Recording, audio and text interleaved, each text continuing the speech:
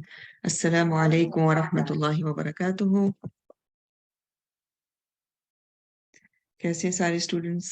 خیریت سے ہیں آپ لوگ؟ الحمد للہ کثیرا. آپ لوگوں کا ویک اچھا گزرا؟ الحمد للہ الحمد للہ. قرآن کی کلاس کو مس کرتے ہیں آپ لوگ؟ آپ کی تو صرف ایک دن کی کلاس ہوتی ہے نا، تو باقی دن آپ کیا کرتے ہیں؟ قرآن کے ساتھ آپ لوگوں کو لگتا ہے کہ آپ لوگوں کا تعلق بڑھ گیا ہے جب سے آپ نے یہ کورس جوائن کیا؟ You work on it, eagerly wait, busy with lesson. الحمدللہ الحمدللہ کثیرا. اب دیکھیں مقصد بھی یہی ہے نا کہ ہم قرآن کے ساتھ ہمارا تعلق مضبوط ہو، اور قرآن کے ساتھ جب مضبوط تعلق ہوگا تو پھر کس کے ساتھ تعلق مضبوط ہوگا؟ اللہ سبحانہ تعالیٰ کے ساتھ نا.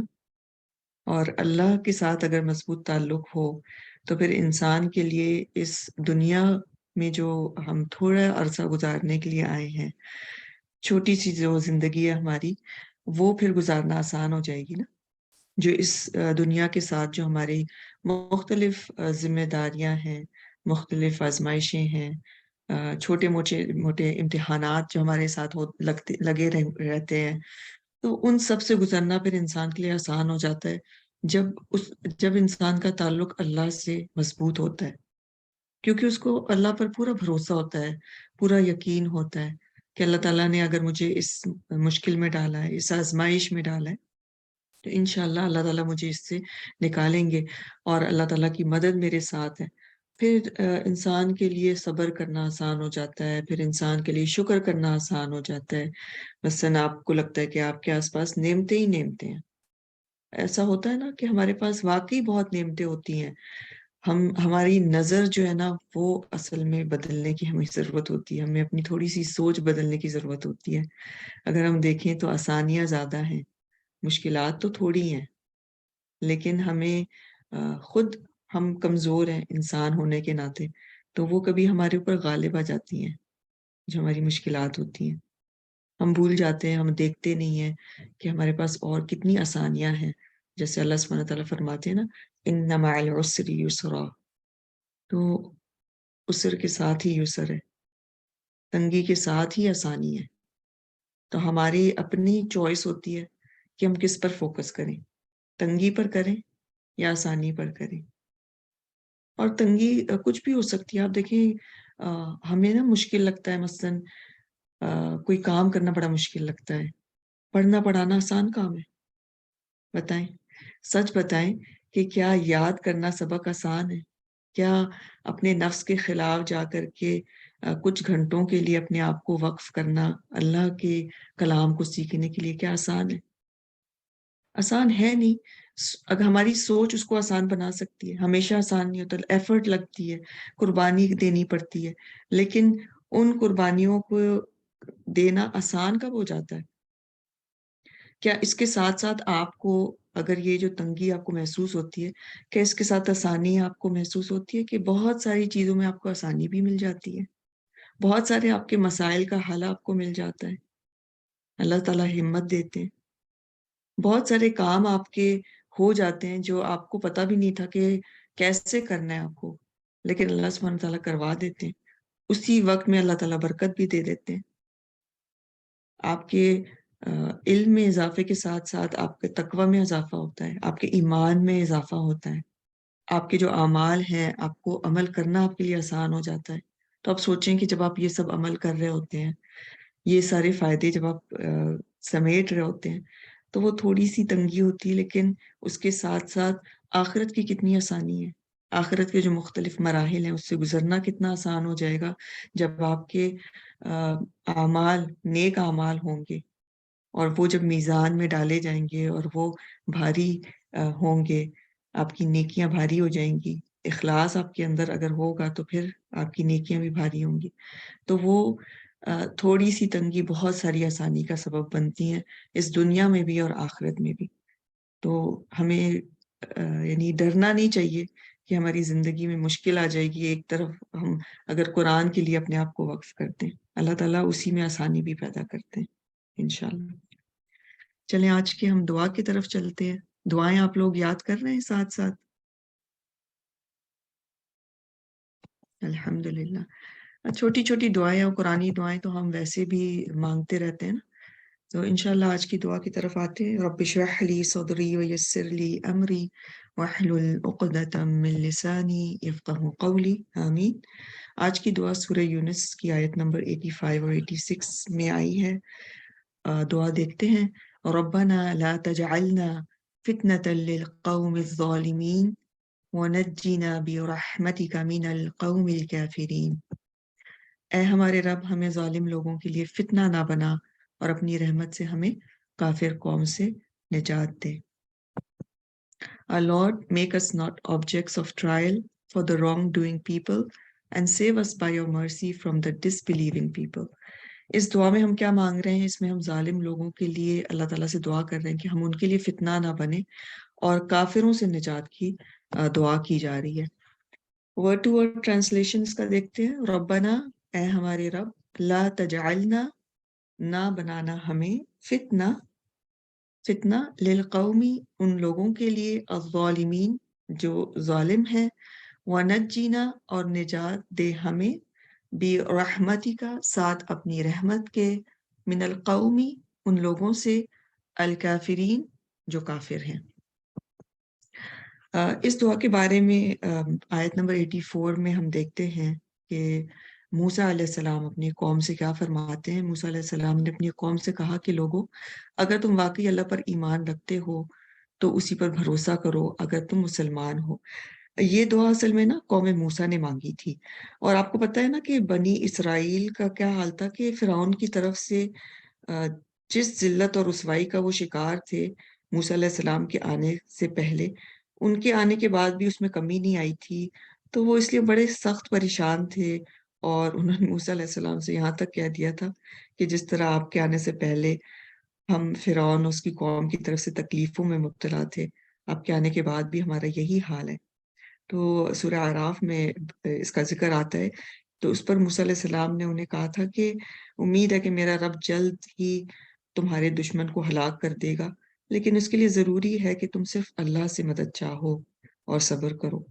اور یہاں انہوں نے کیا کہا کہ اگر سچے فرما بردار ہو تو اسی پر توکل کرو، یعنی اگر واقعی مسلمان ہو تو فرعون کی طاقت سے خوف نہ کھاؤ بلکہ اللہ کی طاقت پر بھروسہ کرو۔ تو پھر انہوں نے کیا جواب دیا تھا؟ انہوں نے جواب دیا تھا اسی دعا کا نا، فَقَالُوا عَلَى اللَّهِ تَوَكَّلْنَا، ہم نے اللہ پر بھروسہ کیا۔ اے ہمارے رب، ہمیں ظالم لوگوں کے لیے فتنہ نہ بنا اور اپنی رحمت سے ہم کو کافروں سے نجات دے۔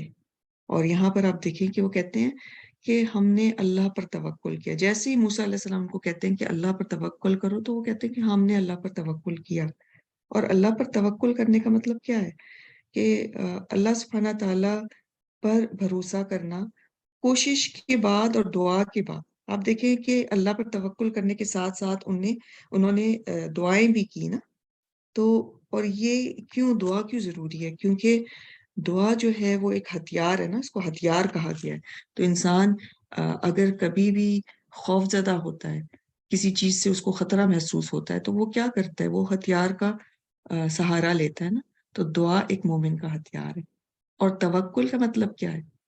یعنی اللہ تعالیٰ کی طرف پلٹنا، اللہ سے مدد مانگنا۔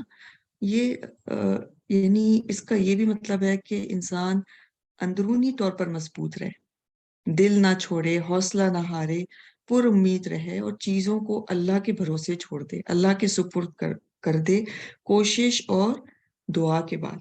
تو پھر جب وہ دعا کرتے ہیں تو ہم کیا دیکھتے ہیں کہ کیا دعا کرتے ہیں؟ ربنا لا تجعلنا فتنة للقوم الظالمین، اے ہمارے رب، ہمیں ظالم لوگوں کے لیے فتنہ نہ بنا۔ اس کا کیا مطلب ہے؟ یہ ظالم ہم پر ظلم نہ کریں، یعنی ان کی وجہ سے ہم پر ظلم و ستم نہ ہو، یا ایک اور مطلب یہ ہے کہ کافروں کے کفر اور سرکشی میں اضافے کا سبب ہم کو نہ بنا کہ براہ راست تیرے امتحان میں ہم مبتلا ہو جائیں۔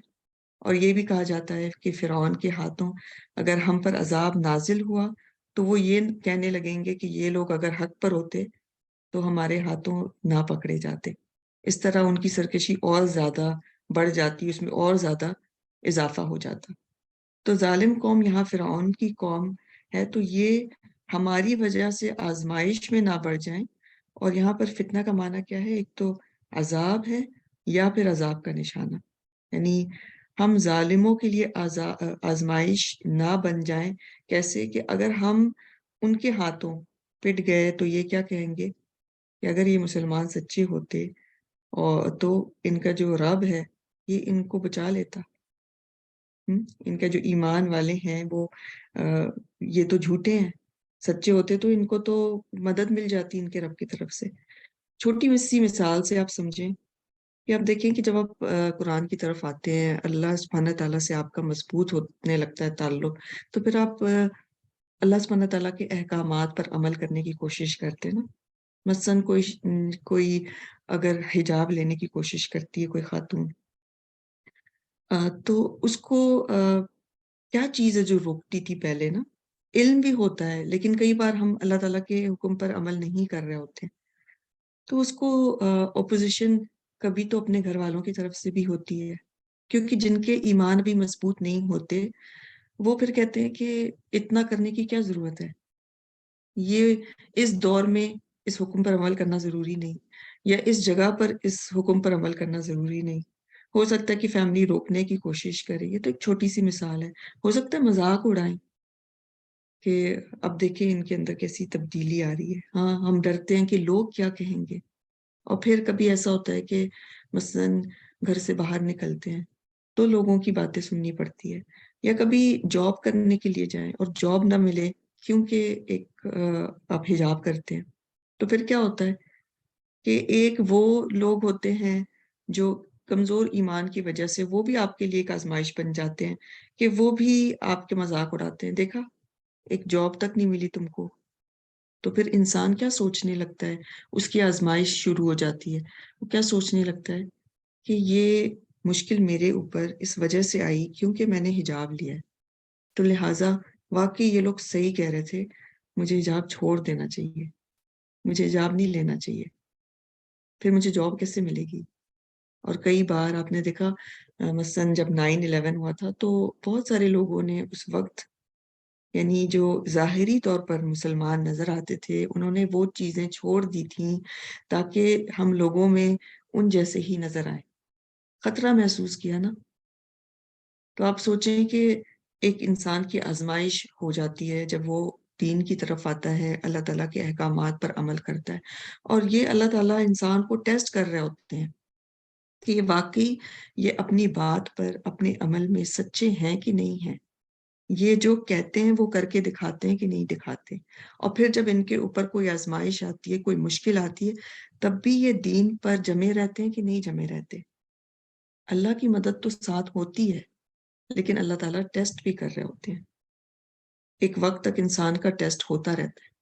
آپ قوم موسیٰ کو دیکھیں کہ ان کا امتحان ہوتا رہا فرعون کے ذریعے، لیکن ایک وقت آیا نا کہ فرعون کو اور اس کے جو فالوورز تھے وہ غرق ہو گئے، وہ ڈوب گئے. اللہ تعالیٰ کی مدد آئی، اور ہم یہ دیکھتے ہیں مختلف پیغمبر علیہ السلام کی زندگیوں سے، ہم بار بار یہ دیکھتے ہیں کہ اللہ کی مدد آتی ہے، لیکن ایمان والوں کا ایک ٹیسٹ ہو رہا ہوتا ہے. اللہ تعالیٰ نے اپنی مدد کا وقت مقرر کر کے رکھا ہے. تو جب بھی ہم یہ محسوس کریں نا کہ ہم اللہ تعالیٰ کے کسی حکم پر عمل کر رہے ہیں، لیکن ہمیں ایک خوف ہو، ایک خطرہ ہو کہ ہم پر ظلم و ستم نہ کیا جائے اس کی وجہ سے، تو اس دعا کو یاد رکھیں کہ ربنا لا تجعلنا فتنة للقوم الظالمین، کہ اے ہمارے رب، ہمیں ظالم لوگوں کے لیے فتنہ نہ بنا. ایسا نہ ہو کہ وہ ہم پر ظلم کریں اور ہم پھر ان کے ظلم سے بچنے کے لیے یا اس سے نکلنے کے لیے ہم تیرا حکم چھوڑ دیں، ہم تیری نافرمانی کرنے لگیں، اور پھر وہ اپنی سرکشی میں اور بڑھ جائیں، انہیں لگے کہ ہاں ہم ہی درست ہیں، جو ہم کر رہے ہیں وہ ہم درست کر رہے ہیں. اور پھر وہ کیا دعا کرتے ہیں، وَنَجِّنَا بِرَحْمَتِكَ مِنَ الْقَوْمِ الْكَافِرِينَ، اور اپنی رحمت سے ہمیں کافر قوم سے نجات دے۔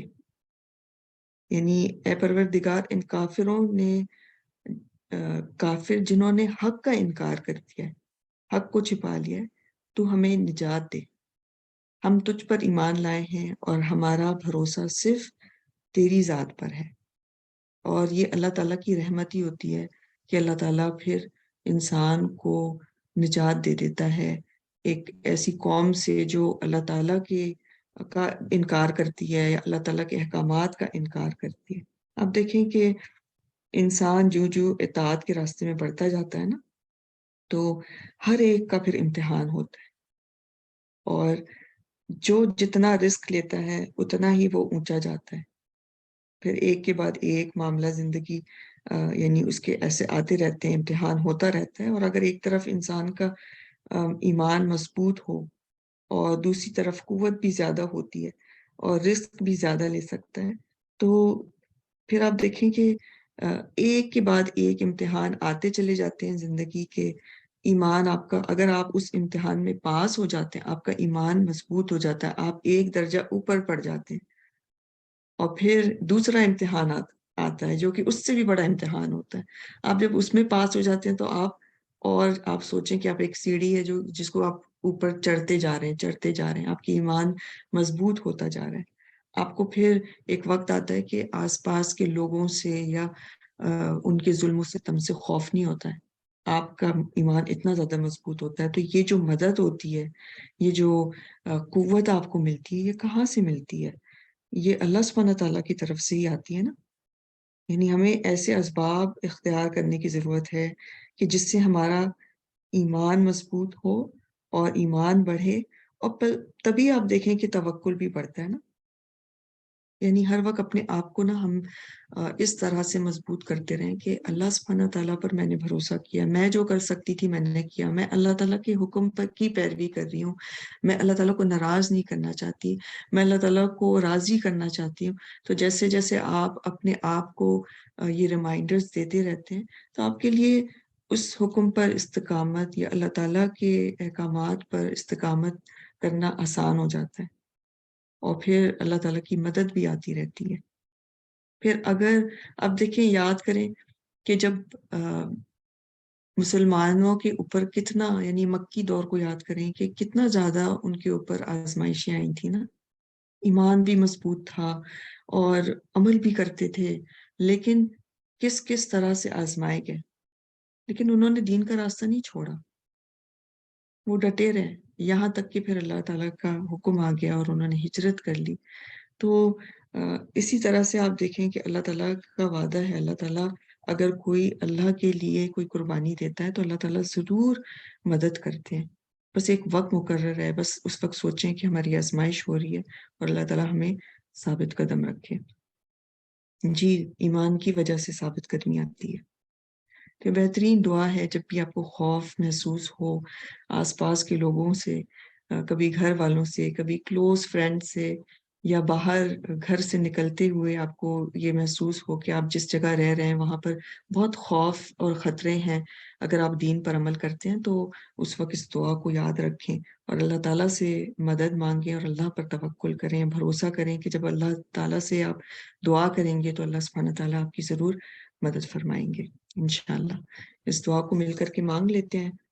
ربنا لا تجعلنا فتنة للقوم الظالمین، اے ہمارے رب ہمیں ظالم لوگوں کے لیے فتنہ نہ بنا، وَنَجِّنَا بِرَحْمَتِكَ مِنَ الْقَوْمِ الْكَافِرِينَ، اور اپنی رحمت سے ہمیں کافر قوم سے نجات دے۔ ایک اور بار مل کر مانگتے ہیں اس دعا کو، ربنا لا تجعلنا فتنة للقوم الظالمین وَنَجِّنَا بِرَحْمَتِكَ مِنَ الْقَوْمِ الْكَافِرِينَ۔ آمین۔ اس دعا کو اپنی دعاؤں میں شامل کر لیجئے انشاءاللہ۔ اللہ تعالیٰ سے دعا ہے کہ اللہ تعالیٰ ہمیں استقامت دے دین کے راستے میں، اللہ تعالیٰ کے احکامات پر عمل کرنے والا بنائے، جو بھی اس راستے کی مشکلات ہیں اللہ تعالیٰ اس کو دور فرمائے۔ اگر ہمیں لوگوں سے کا خوف ہے، اگر ہمیں ظلم کا خوف ہے کہ ہمارے خلاف کوئی ظلم نہ کرے، تو بھی ہم اس راستے پر ڈٹے رہیں اور اللہ تعالیٰ سے مدد بھی مانگتے رہیں اور دعائیں بھی کرتے رہیں انشاءاللہ۔ آمین۔ اسی کے ساتھ ہم اختتام کرتے ہیں۔ سبحانک اللہم و بحمدک، نشہد ان لا الہ الا انت، نستغفرک و نتوب الیک۔ انشاءاللہ آپ لوگوں کی اب نیکسٹ گرامر کی کلاس ہے، آپ لوگ تیار ہو جائیے۔ السلام علیکم ورحمۃ اللہ وبرکاتہ۔ اللہ اکبر اللہ